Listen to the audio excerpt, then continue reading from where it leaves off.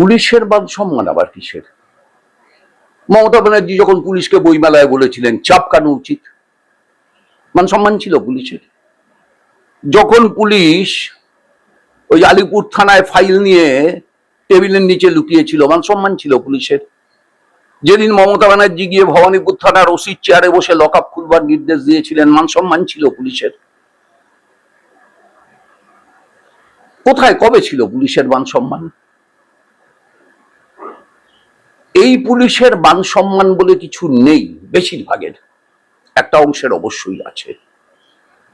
এই যে পুলিশের মান সম্মানকে মমতা ব্যানার্জি তার কাছে বিসর্জিত করতে পেরেছেন, গোটা পুলিশি ব্যবস্থাটাকে মমতা ব্যানার্জির পদতলে আত্মসমর্পণ করাতে পেরেছেন, আমি সব সময় বলছি একটা অংশ বাদে, সকলকে না। এইটা পারাটাই তো মমতা ব্যানার্জির সাফল্যের চাবিকাঠি।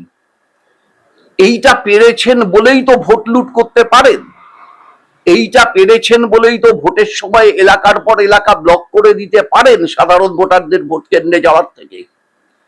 এইটা পেরেছেন বলেই তো গণনায় ইচ্ছে মতো নিজেদের যত খুশি লোক ঢোকাতে পারেন পুলিশি পাহারা সত্ত্বেও।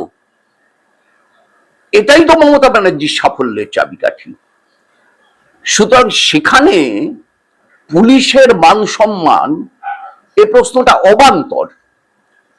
এই প্রশ্নটা যদি বাস্তব হতো তাহলে লিটন হালদার বোলপুর থানার ওসি বা আইসি, তিনি ওই মিডিয়াটা প্রকাশের আগেই অনুব্রত মণ্ডলকে গ্রেপ্তার করতে পারতেন, যদি তার মনে হতো তার মান সম্মান বলে কিছু আছে।